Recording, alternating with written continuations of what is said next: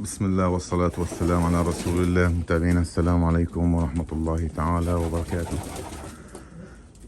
شباب والله شايفين مواضيع ايش عم بصير معانا بسوريا واهلنا وناسنا وحبايبنا، وعم نطلع من مصيبة وبنطلع ننزل بمصيبة، والحمد لله والفضل والشكر لله عز وجل، ولا حول ولا قوة إلا بالله العلي العظيم. لا نقول إلا ما يرضي الله العلي العظيم، وهذا قدرنا من الله عز وجل. ورحم الله جميع الضحايا اللي توفاهم الله بهذا الزلزال، وحسبنا الله ونعم الوكيل. لا حول ولا قوة إلا بالله العلي العظيم. والله أهلنا والضغوطات شايفين صار لي كم يوم من قبل الزلزال كان في عنا كمان عاصفة ومنخفض، وفي كان يعني قبل الزلزال في يعني كمان كارثة بسبب البرد وكل الأهلنا بالخيام عايشين بالخيام. فالحمد لله رب العالمين، ولا حول ولا قوة إلا بالله. والله بدك تعذرونا أهلنا، والله قدر استطاع كل إنسان بيحسن يوقف مع أهلنا لو بدعاء بأي شيء كان. والآن إن شاء الله اليوم راح أشوف شو بقدر من هون الطيور.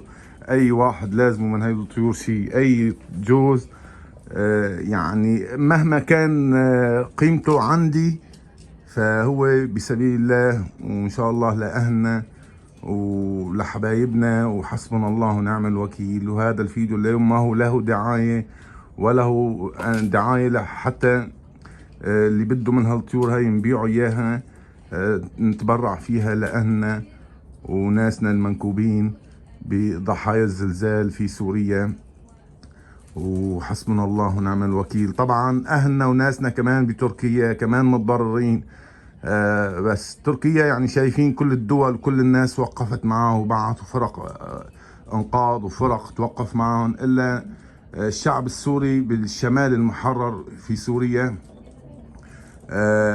يعني بعيدة عن سيطرة نظام الأسد، وما في المباني كلها متضررة هي من قبل بسبب القصف الطائرات الروسية وطائرات نظام الأسد لهذه المباني. فالكارثة كانت كبيرة على الريف الشمالي لسوريا وحلب بالتحديد، المناطق الشرقية في حلب اللي تعرضت لقصف من قبل الطائرات الروسية وطائرات بشار. فتضررت هذه المباني كثير، كان عليها ضرر. هي يعني كانت واقفة بقدرة الله عز وجل، يعني من كثر القذائف والصواريخ اللي نزلت من هذا الطيران على هذه المباني السكنية، فوجاههم الزلزال، فاجت الكارثة كبيرة على أهلنا في حلب والمناطق الشرقية في حلب. ويعني الكارثة كانت الأكبر هي بريف حلب الشمالي وفي إدلب بسبب المباني متضررة من قبل من قصف الطائرات الروسية.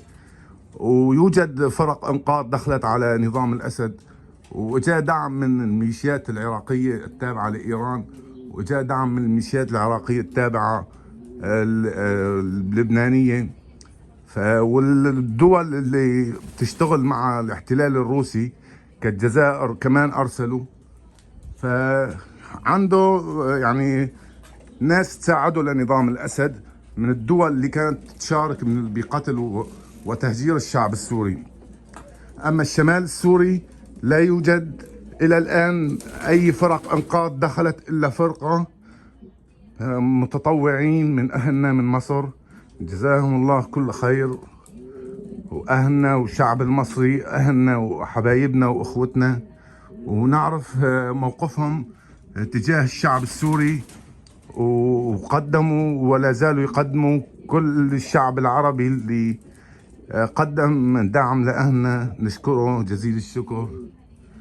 أما الحكومات العربية لم تقدم أي دعم إلى الآن إلى ريف حلب الشمالي، ولن تدخل أي فرقة إنقاذ إلا فرقة مصرية من المتطوعين من أهلنا، نشكرهم جزيل الشكر. وإن شاء الله اليوم لأي شخص حابب يشتري من هاي الطيور يعني بما يرضي الله الأسعار، وإن شاء الله ما نكون يعني إلا عون وسند لأهلنا في سوريا. ونطلب كل سوري، كل إنسان سوري يكون مع أخوه. أنتوا أهل الشام، نحن أهل الشام، وربنا سبحانه وتعالى بارك لنا بهذه الأرض الطيبة وبأهلها. فنحن نطلب الله من أول شيء العون من الله عز وجل، وأن يكون معنا الله عز وجل، وما نطلب إلا من الله أن يكون معنا ويخفف آلامنا وجراحنا ومصائبنا. حسبنا الله ونعم الوكيل، ونقول لا حول ولا قوة إلا بالله. اليوم هلا جايني شاب ياخد، شوف شو بده من عندي، راح ياخد وراح نقوم يعني إن شاء الله بإرسال المساعدات لأهلنا بقدر المستطاع. طبعا مو مساعدات شخصية، راح نبعث مساعدات للعوائل المنكوبة، العوائل اللي تقطعت بها السبل، للأطفال والنساء والمحتاجين من أهلنا وأخوتنا وحبايبنا. حسبنا الله ونعم الوكيل، وإنا لله وإنا إليه راجعون. رحم الله أهلنا في تركيا وفي سوريا وكل المسلمين. لا حول ولا قوة إلا بالله العلي العظيم. واللي بده من أي شيء من هدول الطيور في سبيل الله إن شاء الله راح نبيعهم ونوقف مع أهلنا ودعم لأهلنا لحتى الله يفرجها عنا وييسر أمور جميع المسلمين يا رب. هاي الطيور في قراقطة، في اللي بده فحولة، في قراقطة فحولة لحالهم، في هلا فراخ وجاي زلمة الشاب يعني يشوفهم. هدول فراخ لساتهم، يعني كنت مخليهم إلي بس إن شاء الله بسبيل الله. هذا وأخوه مشامشة، أول زوج بيطلعوا عندي من هالنوعية هاي. في قراقطة كمان، وفي اللي عاجبه أي جوز يخبرني عليهن، واتفقنا على سعرهم يسلم يا لأهلنا هنيك مثلا فحم او يشتري خيام او كذا ويسلمني اياهم، بيسوي لي فيهم فيديو بسوريا او بوين كان تسليم، ما عندي اي مشكله.